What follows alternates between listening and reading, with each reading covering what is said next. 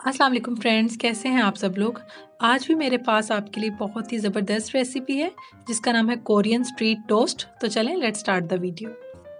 तो फिर जल्दी से आप मेरे चैनल को सब्सक्राइब कर लें। अगर आपको ये वीडियो अच्छी लगे तो इसको लाइक और शेयर ज़रूर करें अपनी फ्रेंड्स और फैमिली के साथ।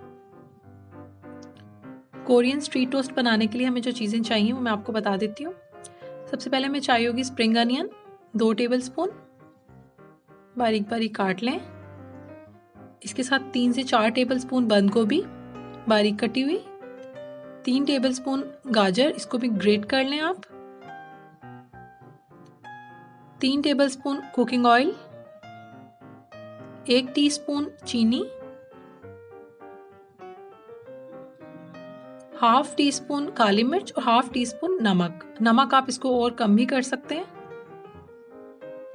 ये आपके टेस्ट पर है। इसके साथ हमें चाहिए होगा मक्खन 2 क्यूब्स में 1-1 इंच का टुकड़ा ले लें आप, और 4 से 5 टेबलस्पून चेडर और मोज़रेला चीज़ मिक्स करके, 2 ब्रेड के स्लाइसेस, ये मैं सैंडविच ब्रेड यूज़ कर रही हूँ, आप देख लें। इसके साथ हमें चाहिए होंगे 2 अंडे और मेयोनीज और चिली गार्लिक सॉस।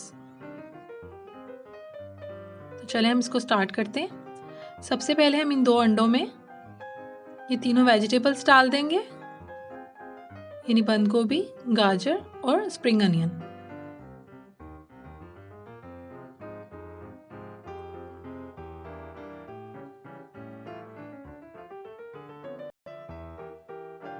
अब इसमें जाएगा नमक और काली मिर्च पाउडर, और अब मैं इसको मिक्स कर लूँगी। बहुत ज़्यादा आपने इसको फेंटना नहीं है, जिस तरह हम रेगुलर ऑमलेट के लिए अंडे को बीट करते हैं उस तरह से नहीं करना, जस्ट आपने इसको स्पून की हेल्प से मिक्स कर लेना है।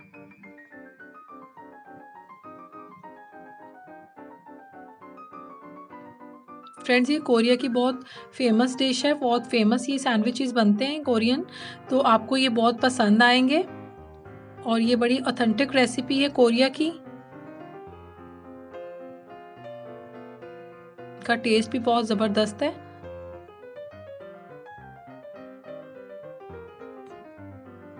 तो ये मिक्स हो चुका है। अब एक तवा लेकर इस पर मैं ये कुकिंग ऑयल डाल दूंगी,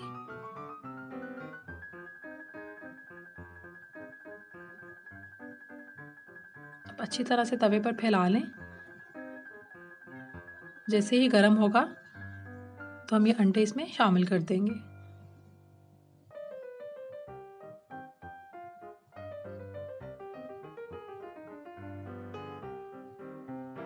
बहुत ज़्यादा पतली लेयर नहीं करनी, इसको बहुत ज़्यादा आपने नहीं फैला देना, बस इसको नॉर्मल रखना है कि ये तवे के मिड में रहे।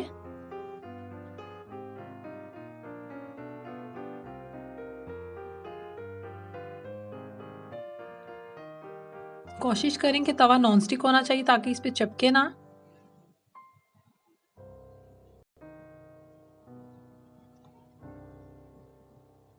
और जैसे ही हमें लगे ये एक साइड से पक चुका है तो मैं इसको सेंटर में से हाफ कर दूंगी। ये आप देखें, इस तरह से आप भी इसको हाफ कर लीजिएगा।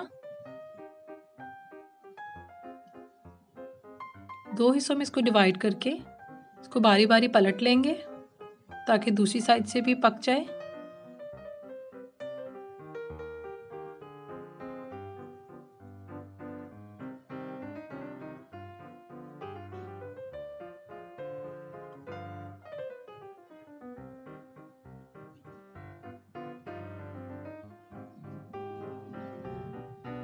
तो फ्रेंड्स, ये हो चुका है। आप मेक श्योर देख लें कि आपका कहीं से ये अंडा कच्चा ना रह जाए। दोनों साइड से जैसे ये पक जाए आप इसको इस तरह से टर्न कर लें और इनको प्लेट में निकाल लें। अब आप बाकी का प्रोसीजर देखें। सबसे पहले एक ब्रेड का स्लाइस लेंगे,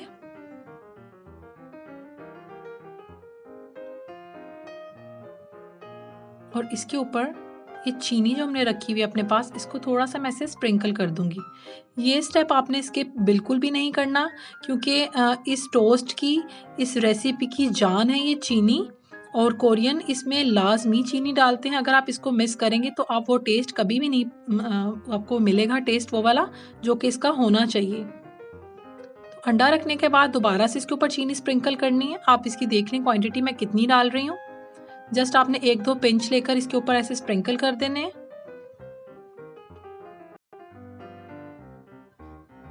तो अब बारी है इस पे ये चेडर और मोज़रेला चीज़ डालने की। तो ये मैं सारी चीज़ इसके ऊपर रख दूंगी। ये मैंने मिक्स करके रखी हुई है दोनों चीज़।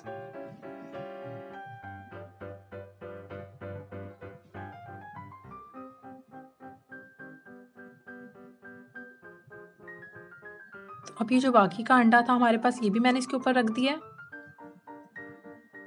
इसके ऊपर भी थोड़ी सी चीनी स्प्रिंकल करूंगी मैं। तो अब बारी है इसके ऊपर मेयोनीज और चिली सॉस लगाने की।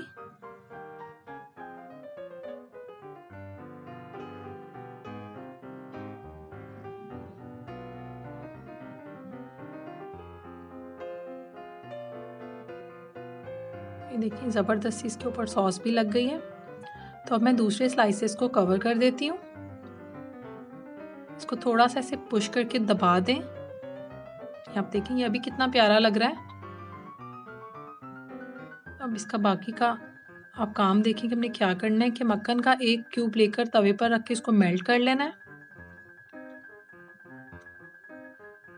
जैसे ही ये मेल्ट होता है तो मैं ये सैंडविच इसके ऊपर रख दूंगी।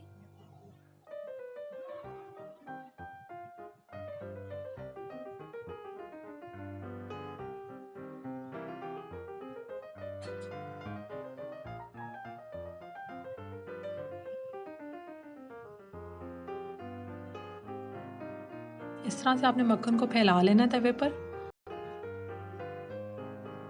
तो ये देखिए मैंने इसके ऊपर रख दिया। अब हम इसको दोनों साइड से गोल्डन ब्राउन होने तक टोस्ट करेंगे।